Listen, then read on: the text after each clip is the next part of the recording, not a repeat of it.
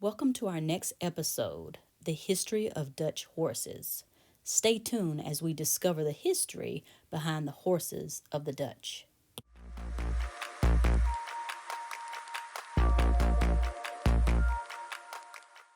Hey, thanks for stopping by. My name is Stephanie, and I've decided to start a YouTube channel. I'm a part of an active duty military family and currently reside in the eastern part of Washington State. So sit back, relax, and enjoy the video. Peace. A Dutch warm blood is a warm blood type of horse registered with the Royal Warm Blood Stud Book of the Netherlands, which governs the breeding of competitive dressage and show jumping horses, as well as the show harness horse and the Gelderlander, and a hunter stud book in North America. Developed through a breeding program that began in the 1960s, the Dutch are some of the most successful competition horses developed in post-war Europe. Prior to World War II, there were two types of utility horses in the Netherlands: De Gelderlanders, bred in the South, under the De Gelderlander Horse Stud Book 1925, and the Groningen breed in the North under the NWP 1943. The Groningen was, and still is, a heavy-set warm-blood horse, very similar to the Alt Oldenburger and East Frisian. The De Gelderlander was a more elegant variation, often serving as a carriage horse in addition to a useful draft horse. While the Groningen were almost unwaveringly solid black, brown, or dark bay, the De Gelderlanders were more often chestnut with flashy white markings. These two registries merged to form the Royal Warm Blood Horse Stud Book of the Netherlands. After the Second World War, the De Gelderlander and Groningen were replaced by tractors and cars, and horses began to become a luxury rather than a necessity. As early as the 1950s, stallions like the French breeds were imported to encourage a change in the type of Dutch horses. The carriage-pulling foundation stock contributed their active, powerful front ends and gentle dispositions to the Dutch warm blood. Today, the KWPN comprises four sections: the De Gelderlander, the Tuigpaard, or Dutch harness horse, and riding horses bred for either dressage or show jumping. Dutch law has made branding illegal, so today only the oldest Dutch warm bloods from the Netherlands still bear the Lion Rampart brand on the left hip. Instead, the horses are microchipped. However, North American Dutch warm bloods may still be branded. To become a breeding horse, mares must stand at least 62 inches and stallions at least 63 inches at the withers. There is no upper height limit, though too tall horses are impractical for sport and not desirable. Most Dutch warm bloods are black, brown, bay, chestnut, or gray, and white markings are common.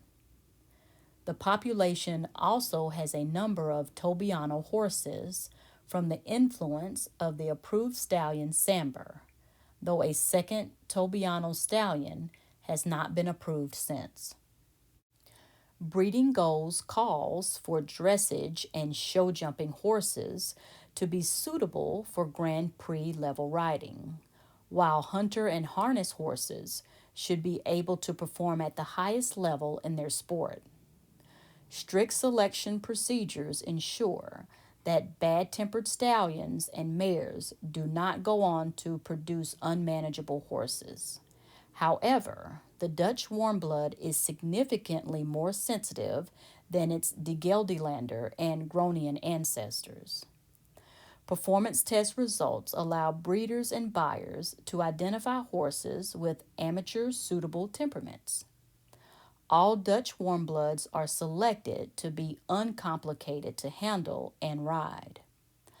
Among the dressage horses, cooperativeness is paramount, as this is an element of the submission required in that sport. From the show jumpers, a level of courage and reflexivity is required to effectively navigate a course.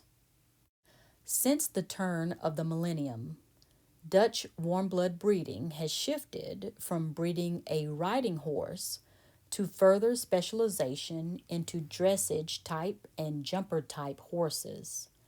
The reason behind the choice for specialization is the negative genetic correlation between the ability for dressage and show jumping.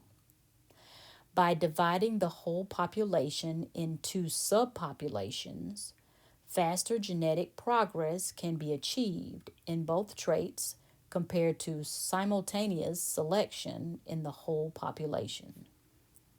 To protect against losing canter quality in the dressage horse and conformation gaits and rideability in the jumper type, genetic material continues to be freely exchanged between the two types. The Dutch warm blood is long-legged but substantial with a smooth top line and dry expressive head. They are built level to uphill in a rectangular frame. A number of traits are desirable in both directions, such as long lines or a rectangular frame, balanced proportions, and attractiveness. The requirements for the two types differ in the desired interior qualities, but also in form. The exact outline of the Dutch warm blood varies depending on the pedigree. Dutch warm bloods are sound and long-lived due to the stringent requirements placed on stallions and elite mares.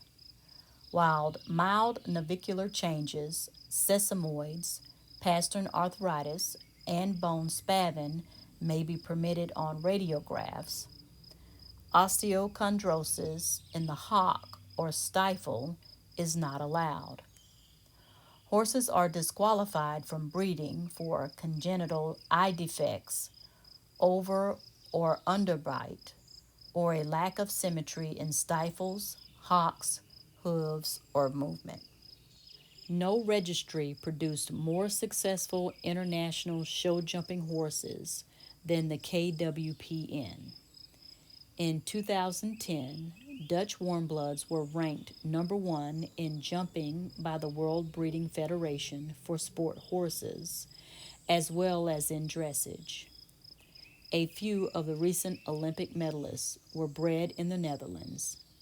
The winning years included the year 2000, 2004, and 2008. Recent Dutch warm blood Olympic medal winners in dressage include Faro and Udon. The Dutch warm blood stallion Moorlands Tortillas held the world record for the highest dressage score in Grand Prix freestyle dressage and won 3 gold medals at the 2010 FEI World Equestrian Games. The current world record holder for Grand Prix freestyle dressage is Vallegro, with British rider Charlotte Dujardin. Eventing is not a priority for Dutch breeders. Nevertheless, there are a handful of Dutch warm blood eventers on the international scene. Dutch warm blood horses are known for their appealing personality. These animals are willing to work hard, are highly reliable and intelligent, and are appropriate for a variety of riding and sporting events. Another characteristic that makes these horses popular is the fact that they are even-tempered and calm. They can work in a variety of environments while remaining harmonious with their rider because they are in tune with the needs of the rider. These personality traits make the Dutch warm blood horse a wonderful, unique companion to trainers, owners, and riders of all levels. The Dutch warmblood horse is an attractive sport horse that features a well-shaped head with a straight profile. You will also notice that this horse has a strong, arched, and fairly long neck, and the tail is set high as well. Dutch warmblood horses also feature a strong, short, and straight back, along with a full and deep chest. These animals have strong hindquarters and sloping shoulders, short cannon bones, and fairly long, powerful legs. The withers is prominent and can either be higher than the horse's lions or level with the lions, helping these horses in both jumping and dressage. All of these physical characteristics combine to give this horse breed fast action, a strong athletic ability, good trainability, soundness, and good stamina. Horses that are comparable to the Dutch warmblood are thoroughbred horses and Oldenburg horses. Thoroughbred horses are lean and have powerful bodies, weigh between 1,000 and 1,200 pounds, and have lifespans of 25 to 35 years. Thoroughbreds are best suited for owners and riders who have experience in handling, training, and riding horses.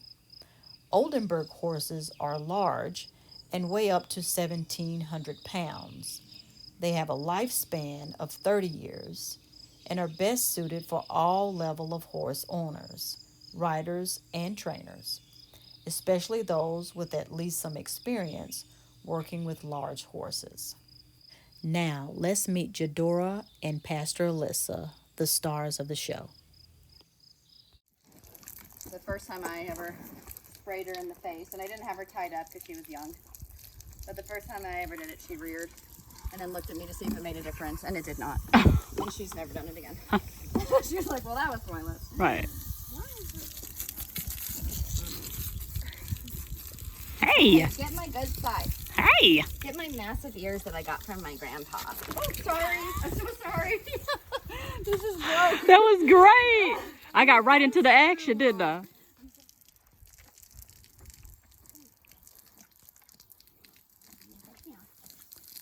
But generally, when we spray a horse off, we start from their legs. Just like if you were going to go swimming, you would wade into the water first, you know. This is still kind of warm. So that it doesn't sort of shock their system. We always want to make sure we work our way up to here. This is where their kidneys are located, and they're pretty close to the surface. So you try to keep that area from getting too cold. In the winter, you would put a little blanket over there when you're warming up if it's really cold. But it's summer, so she'll be fine. We'll wash our socks first. So dirty. Horses can sweat. As you can see, she sweated today. Unlike dogs or cats, they can sweat through their coat and cool themselves down pretty well doing that. If I needed to cool her down fast, she's not overheating, I would put water up by her jugular, which would help cool her even faster. They have a massive artery running down their necks. And so I would put some water under here to help her cool and up on her pole. Horses are herbivores, and as such, they need a very specific diet. They must consume lots of fiber to keep their extremely long and sensitive digestive tract working, and they must eat little and often, almost all day long. In simple terms, horses eat grass and hay or haylage, but salt, concentrates, and fruits and vegetables can also enhance their diets. Okay guys, that's the end of the video. Thank you so much for watching and supporting my channel and what I do. I'm super excited to get this thing off the ground. Remember, good things come to those who wait.